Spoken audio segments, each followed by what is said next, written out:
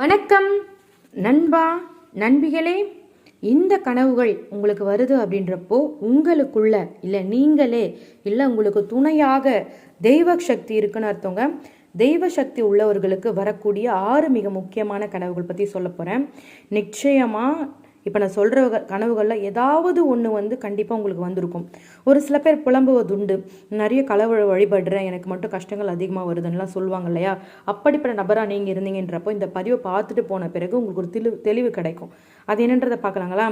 நிறைய பேருக்கு கனவுல தொடர்ந்து சிவபெருமானுக்கு அபிஷேகம் செய்வது போல் கனவுகள் வந்து கொண்டே இருக்கும். சிவலிங்கத்தை பார்க்குற மாதிரி, சிவபெருமானுக்கு அபிஷேகம் செய்கிற மாதிரி, முருகருக்கு அபிஷேகம் செய்கிற மாதிரி, விநாயகருக்கு அபிஷேகம் செய்து அபிஷேக கனவுகள் தொடர்ந்து உங்கள் கனவுல வந்துக்கிட்டே இருக்கு. அப்படின்றப்போ நீங்கள் கடவுளோட குழந்தை.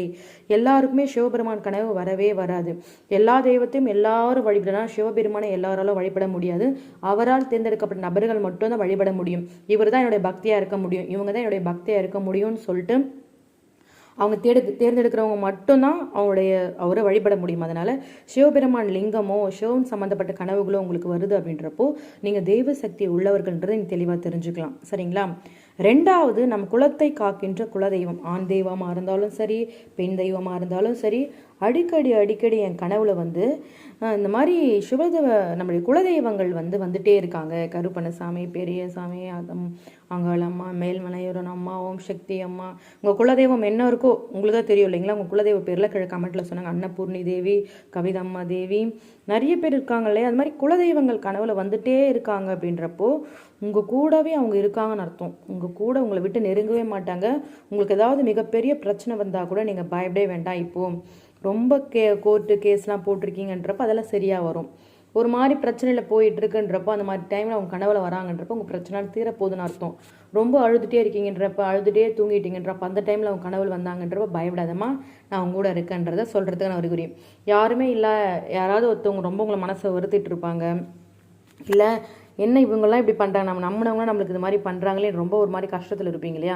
அந்த மாதிரி டைமில் உங்களுக்கு குலதெய்வங்கள் கனவுல வருவாங்க. சரி, எப்படி வருவாங்க? ஒரு வயதான பெண்மணி, வயதான தாத்தா மாதிரி, இல்லை அதெல்லாம் பெரிய மீசை வச்சுக்கிட்டு, இல்லை கருப்பு கலரில், இல்லை காவி உடை உடுத்திக்கிட்டு, இல்லை வெள்ளை உடை உடுத்திக்கிட்டு, அப்புறம் நெத்தியில் பட்டை போட்டுக்கிட்டு, ருத்ராட்சம் போட்டுக்கிட்டு, இல்லை கோவிலேருந்து வரா மாதிரி, உங்ககிட்ட பேசுகிற மாதிரி, உங்களுக்கு கை கொடுக்குற மாதிரி, இந்த மாதிரி கனவுகள் வந்துச்சு அப்படின்றப்போ நிச்சயமாக உங்களுக்கு குலதெய்வ சக்தி இருக்குன்னு அர்த்தம். குலதெய்வம் உங்கள் கூடயே இருக்காங்கன்னு அர்த்தம். 3வது மிக முக்கியமான அறிகுறி, உங்கள் வீட்டில் அடிக்கடி சலங்க சத்தம் கேட்டுகிட்டே இருக்கும். யாரும் கொலுசு போட்டிருக்க மாட்டீங்க, வீட்டை சுற்றி கேட்கும். ஏதாவது ஒரு இடத்துல சலங்க சத்தம் நீங்கள் ஃபீல் பண்ணுவீங்க. அந்த மாதிரி சலங்க சத்த ஒளி உங்கள் வீட்டில் கேட்குது அப்படின்றப்போ உங்கள் வீட்டில் குலதெய்வம் குடியிருக்காங்கன்னு அர்த்தம். உங்களுக்கு தெய்வ சக்தி இருக்குன்னு அர்த்தம். அந்த மாதிரி உங்களால் உணர முடியுது அப்படின்றப்போ. அதே மாதிரி விபூதி வாடம் உங்களுக்கு அடிக்கும். விபூதி வாடம் அடிக்குதுன்றப்போ, சந்தன வாடம் அடிக்குதுன்றப்போ, மஞ்சள் வாடை, குங்கும வாடை அடிக்கின்றப்போ பெண் தெய்வம், இதுமாதிரி ஆண் தெய்வம் பெண் தெய்வம் குலதெய்வமாக இருக்காங்கன்றப்போ அந்த வாடைகள்லாம் வீட்டில் வாசம்னு சொல்லுவாங்க, அதெல்லாம் அடிக்குது அப்படின்றப்போ உங்கள் வீட்டில் குலதெய்வம் இருக்காங்க. நீங்கள் தெய்வசம் பொருந்திய ஒரு பெண்ணாக கருதப்படுறீங்க, ஒரு ஆண்மகனாக கருதப்படுறீங்க. சரிங்களா. உண்மையாகவே பகலை தூங்கினாலும் ராத்திரி தூங்கினாலும் எப்போ தூங்கினாலும் கனவு எனக்கு வருதுன்றப்போ அது பயமுறுத்துகிற ஒரு கனவே கிடையாது. உங்களுடைய அப்பா அம்மாச்சி, வீட்டில் வயசானவங்க யாராவது இறந்துட்டு அவங்களாம் கனவுல வராங்கன்றப்போ ரொம்ப நல்லதுங்க. உங்கள் பெரியப்பா கனவுல வராரு, அதுவும் ரொம்ப நல்லது.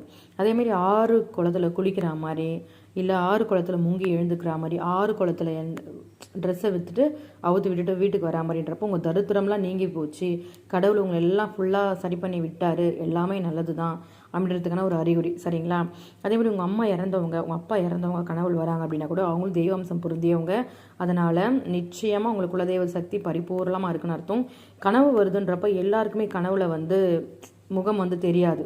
ஒரு சில பேருக்கு கடவுளோட முகம்லாம் பளிச்சுன்னு பார்க்குறீங்க, பளிச்சுன்னு கடவுளோட முகம்லாம் எனக்கு தெரியுதுன்னு நீங்கள் சொன்னீங்கன்னா நிச்சயமாக உங்களுக்கு குலதெய்வ சக்தி அளவுக்கு அதிகமாக இருக்குன்னு அர்த்தம். அதுவும் அவங்க முகம், நெளிவு சுழிவு இதெல்லாம் உங்களுக்கு தெளிவாக தெரியுது அப்படின்றப்போ உங்கள் வீட்டில் குலதெய்வ சக்தி பரிபூர்ணமாக இருக்காங்கன்னு அர்த்தம். அது மட்டும் இல்லாமல் இப்போ ஏதோ ஒரு இடத்துக்கு போகிறீங்கன்னு வச்சுக்கோங்க, உங்களை அறியாமே, இப்போ நான் ஒரு சின்ன ஒரு எக்ஸாம்பிள் சொல்கிறேன், எதெல்லாம் கடவுள் நம்ம கூட இருக்காங்கன்றதை தெரியப்படுத்துறதுக்காக ஒரு சில பேர் பெரிய பெரிய விஷயத்தை வச்சு கடவுள் என் கூட இருக்காங்கன்னு தெரியப்படுத்தும். நம்ம சின்ன சின்ன விஷயத்திலே அவர் நம்ம கூட இருக்காங்களான்னு கற்றுக்கலாம். எனக்கு 500 ரூபாய் அந்த டைம் ரொம்ப முக்கியமாக தேவைங்க, ரொம்ப ரொம்ப முக்கியமாக தேவை. என்கிட்ட உண்மையாலே 500 ரூபாய் கூட இல்லை.